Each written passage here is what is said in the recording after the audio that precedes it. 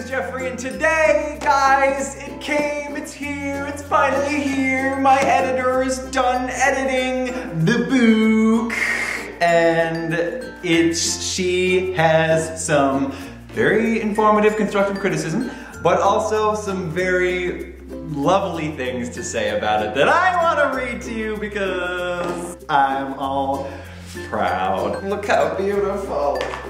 I can't do this. So she wrote all of her notes and everything on every page, wherever I fucked up.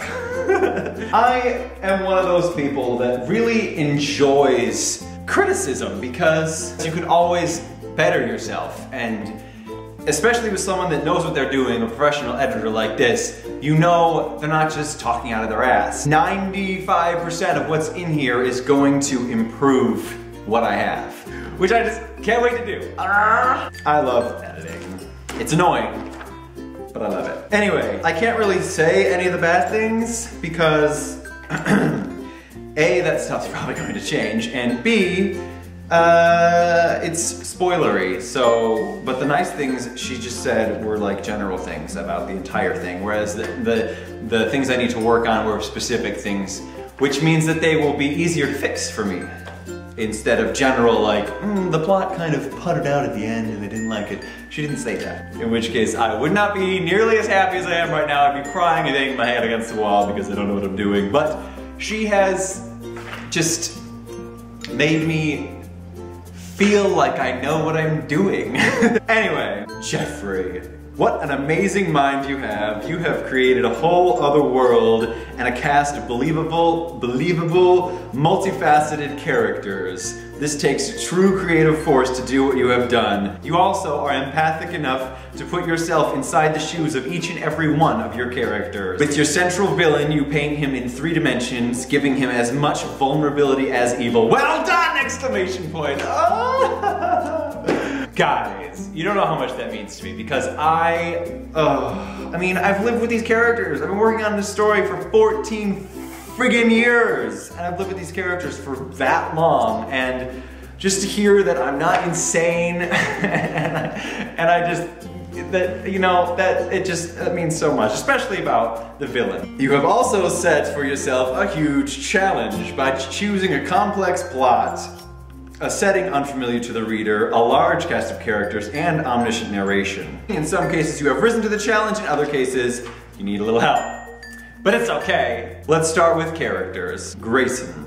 I love this young man. What a smart, sensitive, loyal, caring, and courageous person. When he falls for the girl, we want her to like him because we like him. And it's wonderful when she does. Spoilers, maybe? I don't know, of course it's going to be a romance. She did have an issue with his internal arc throughout the course of the story, but that was the most recent thing that I was working on, so it is the most underdeveloped thing. The cool thing, the thing that I love most about her review is that she pointed out the things that I knew I was most uncomfortable with, and she is helping me fix them. So I know she knows what I'm doing, and I know that she knows what she's doing, and we can work together to make it the best story it can possibly be. The sidekick, Grayson's best friend, Tay. First of all, let me say that Tay has finally won me over. She did not like Tay at the beginning. I mean, he's a little douchey, but he's fun douchey though. I like him. He's based off of a lot of friends of mine, so I wanted to paint him as that douchey friend character that you're not really sure why they're friends, but then when you find out why they're friends, it's like, it makes sense. And he's the perfect foil, which is a fancy word of saying opposite of Grayson. And when he has his like proving moments plural, you know, I wanted it to really stand out and kind of almost, not shock the reader, but be like, oh, you know, like a sweet little moment. Because his redeeming factor is that he's extremely loyal, and she says here, he is steadfast in his loyalty to his best friend, even in the face of characteristics that could risk having him screw up in that arena. His loyalty to Grayson rises above his faults, which is exactly what I wanted to happen. Which brings me to Sticula. The name of my channel. That's how you say it, by the way, Sticula. I like that you show his vulnerable side, his yearnings, and how he is trapped by darkness, who is the ultimate evil god, whatever. It's very moving and surprising. When he is released from the tree, he's like a newborn coming to the world. This is a terrific three-dimensional take on a very evil character. Surprising and refreshing. Good job. I'm so glad that she liked him because I have a special place in my heart for villains. Like, growing up, I was obsessed with the Wicked Witch of the West, and Darth Vader, and Scar, and Jafar, and like all these awesome, just, they were the coolest parts about those movies, to be honest. Like, I like villains more than I like heroes. That's just the way I am. So I took all of their attributes and put them into Stakula, also making me a real person because, I don't know, villains are the most interesting people. And he's honestly, he might be, I might like him more than Grayson, personally. Samantha, this is the romantic interest. Sam, love her, she's just right and perfect match for Grayson. She loved the romance in here. You've done a fabulous job with this. You let us slowly get to know Sam, and you allow the two characters to slowly get to know each other. The suspense and tension is in no short supply here. And then spoilers. So that's great. I mean, I didn't expect that, her to say that. I just didn't, the romance I didn't even think about. I just like, took it from like my own life. I tried to make it as realistic as possible, and I think I was allowed to do that because it is a side plot, it's not the main plot. This isn't a romance story. So I didn't have to force them to get together in Act 1 and then have them fall apart in Act 3 and yada yada. I could let their romance develop organically, and I wanted to make sure that I took my time with it and make sure that, I mean, that these characters are perfect for each other. Because in so many books, it's like, why are these characters together? Why did they suddenly fall in love when they first met each other? Like, that doesn't make sense, and that's not fun for the reader to read. Why do people do that? So, I'm glad that she said that. Point of view is where she had an issue. So the book is told in mainly two point of views. We start with Grayson, and we're with him until Stakula comes onto the scene in chapter 7. And she was jarred by that shift in perspective, which I kind of don't mind, because she did say that she loved how different it sounded.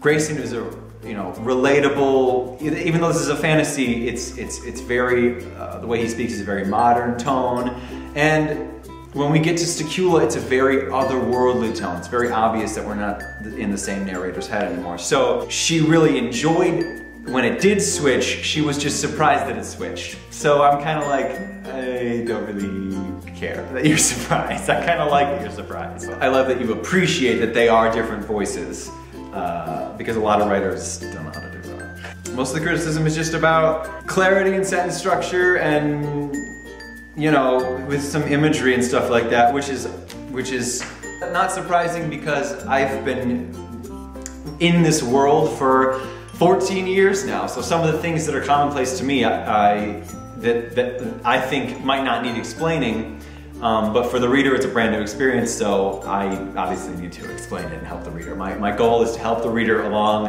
as easily as possible, and she's gonna help me point out that, because I can't really see that, and that's what editors are for, you know, pointing out things that the writers can't see themselves. So I'm just, again, it's all positive. Yes, I am just so pleased with everything that just happened. Obviously, there's still a lot of work to do. Based on what she says and how much there is to get through, I think it will take me about a month to make the corrections.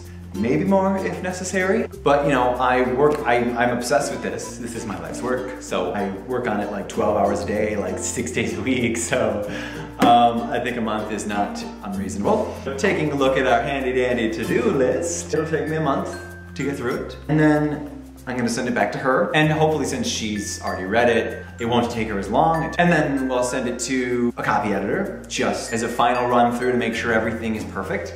So that's 2 months. The design, I'm actually working on right now. I'll make a video about that soon. Publishing is gonna take like 30 seconds, so not worried about that. And then the marketing, I'm sending out review copies, and that'll take about another month to give them time to read it.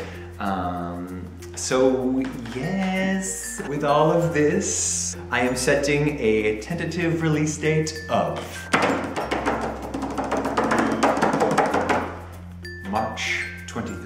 Somewhat arbitrary, 23 is my favorite number, and it's also my best friend's birthday. But hey, you need a goal to shoot for, right? Yes. Onward. Let's get the hype train moving. See you soon.